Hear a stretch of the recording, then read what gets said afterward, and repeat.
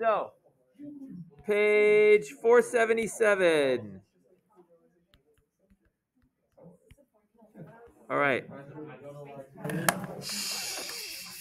So let's look at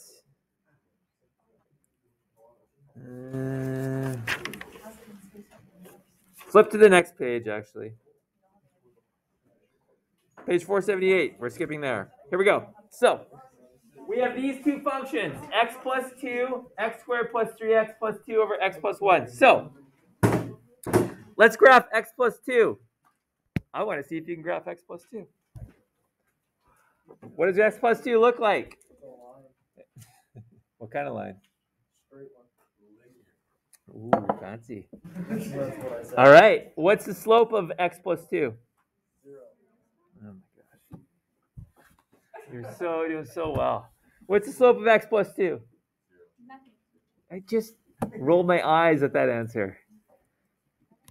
Y is equal to mx plus b. What's the slope of x plus 2? Thank you. What's the y-intercept? So x plus 2 has a y-intercept of 2 and a slope of 1. If it's a slope of 1, what is slope equal to? 1 over 1, rise over run, right? So I go up 1 over 1. This is grade 10 math, people. If you're taking calculus, you need to remember that. We use it all the time. Okay, so we got that. Now, look at the second equation. X squared plus 3x plus 2 over x plus 1. Right away, what do you want to write? What? Okay, you want to factor it? I said it's a quadratic. Okay. It's not a quadratic, though. That b over b. Yeah, so the numerator looks like a quadratic, but because it's a rational expression, it's not a quadratic. Okay? So, initially, when you look at it, you want to go and have a vertical asymptote at? -1. What makes the bottom 0? However, the very first step when you're dealing with these things is to always factor. So if I factor the numerator, what do I get? X plus. You realize the only thing we've done so far is like math 10, right? X plus 1, x plus 2 over x plus 1. Oh my gosh, what's going to happen? Boom. So if they cancel, it is not a vertical asymptote. Let me reiterate that. If it cancels, it is not a vertical asymptote. However, you still have a domain restriction because I cannot put -1 into this equation. It all blows up. Okay? You have to go by the way the original is written to get your restrictions. But you always simplify to graph. Does that make sense? Yeah. Okay, so what does this graph look like? The same as before. It's this graph, right? However, we have a domain restriction at -1. So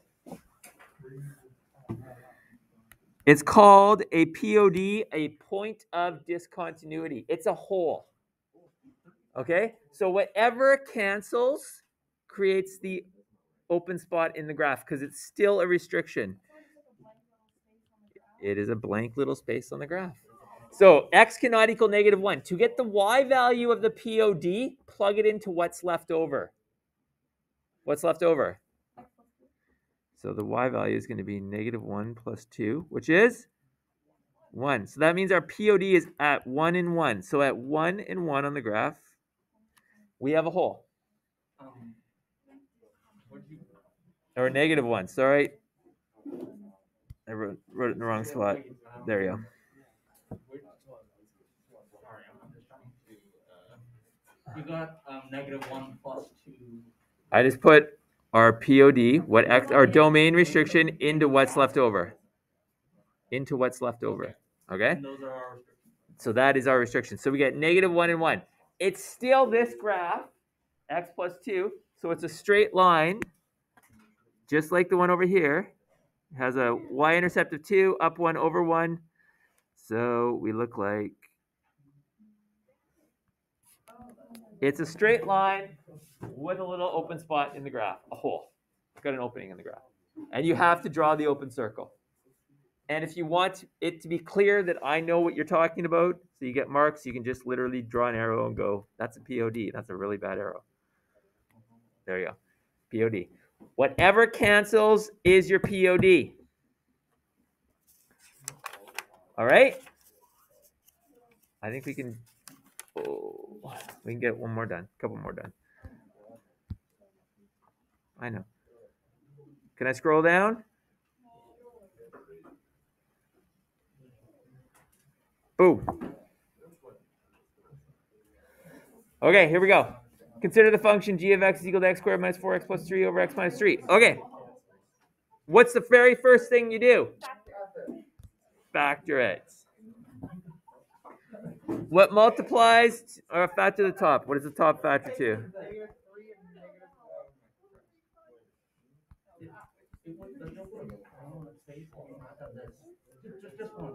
What cancels out? The x minus 3's. So, what is my domain restriction?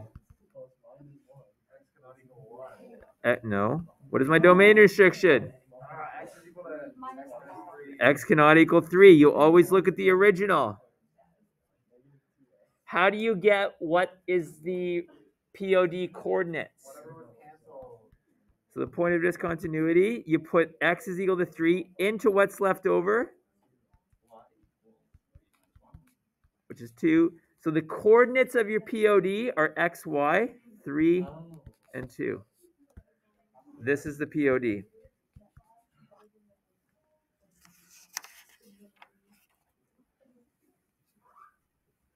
So we can actually sketch that graph. You know what? We're going to keep going. Because then that'll make tomorrow easier. And then, yeah, we're doing this. All right. Can I skip? Does that make sense? Sure. Actually, yeah. All right. Boom, boom, boom. Nope. Look at this, baby. This is the last thing we're doing today. All right. Now, in real world stuff, however, we're not in the real world. We're in pre-calc 12 classroom where everything is rigged for your pleasure. What would you have to do to this? You'd have to factor it, but that's a cubic. Do you remember the unit? How do you factor cubics? That's you have x plus something and then the big ass. You find all the factors of this, divide by all the factors of that, and then you plug it in, and if the remainder is 0, you can factor it. I'm not going to ask you to do that. I'm just going to give it to you in factored form. So if you factor the numerator and the denominator, you end up with this. No.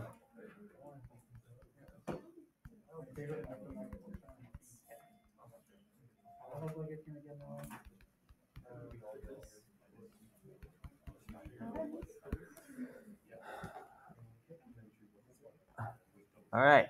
So I get that. What cancels? 2x plus 5s. Bye-bye. What else? X plus 1s. Boom. You're left with? Okay. Where are your PODs? How many PODs do we have? 2. You have 2 of them. Right? It's the stuff that cancels. So, our PODs occur at x is equal to -1 and what's the other one? -5/2. Which for the people that like decimals is -2.5. All right. How do you find your y value of the POD? So for the first one here, -1 minus 3 is -4. So we have a POD at -1, -4. There's one of them. What about the next one?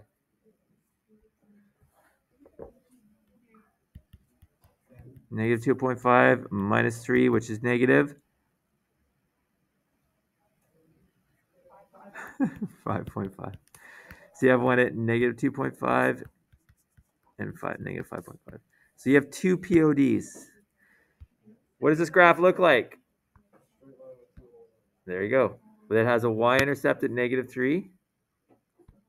Slope of up 1/1. Guesstimate where that is. -1, -4. We're just saying that. -2.5 and -5.5. Obviously, I will give you graph paper. There's your graph.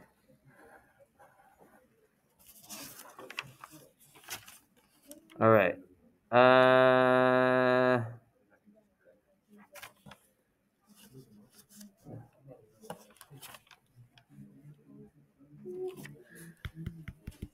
Numbers 1 to 3, please. Because 2 of the factors canceled. Numbers 1 to 3, just sketch it. I'll post. Do they have the answers in the back? Yeah, they have the answers in the back for this one. So 1 to 3, just sketch them. Indicate the PODs. Tomorrow, we take everything and we put it all together. So we take ones that have vertical asymptotes and PODs and we sketch those. And then we're going to do a working backwards where I give you the graph and you have to generate the equation, which is actually, sounds complicated. It's actually pretty easy.